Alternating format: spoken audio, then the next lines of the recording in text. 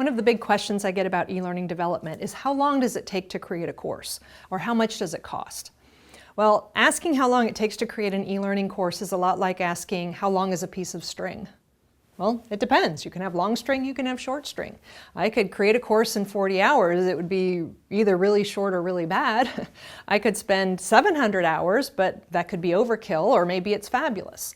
There's a lot of variables involved. So if you're going to be estimating how long it takes to create an e-learning course or how much money it's going to take, here are 6 major variables that are going to impact that number. Because studies show that a course can range from 49 to 700 hours. So you've got to know, are you at least on the top end, the middle, or the low end of those numbers?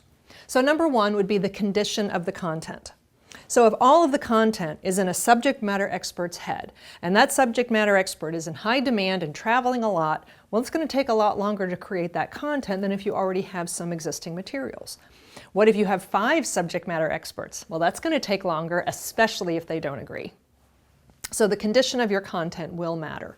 Number 2, what level of interaction and questions do you want? So if you're going to have a quiz question at the end and some reinforcement questions in the middle, well then that might put you sort of in the middle of the road on those numbers. But what if you want branching scenarios? What if you want some simulations involved? Well, those are the things that are going to push your numbers up. Now ideally they'd also push your effectiveness up, not always guaranteed, but you will need to think about what types of interactions and questions you want. The third element is the media that you're going to use.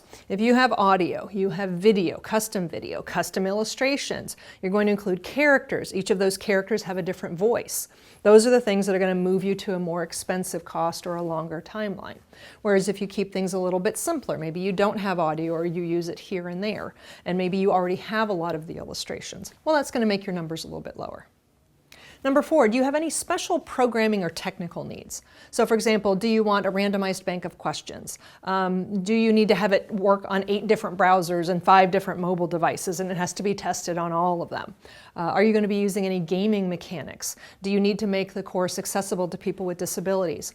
All of these things might add to your time and effort, although not always. Sometimes we find that making a course accessible does simplify it a little bit, and maybe it might not take us as much time.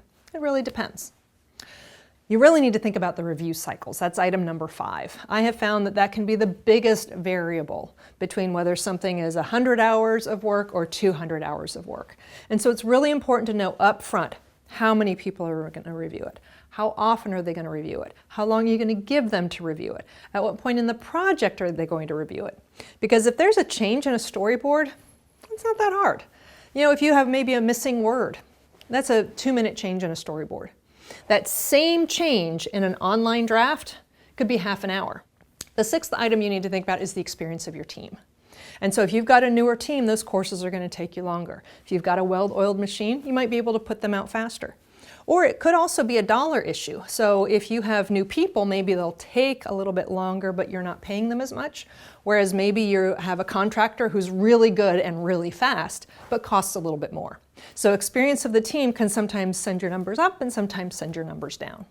So be thinking about those variables, especially if you are looking at industry-wide information. Make sure you know how the numbers might be different for your situation.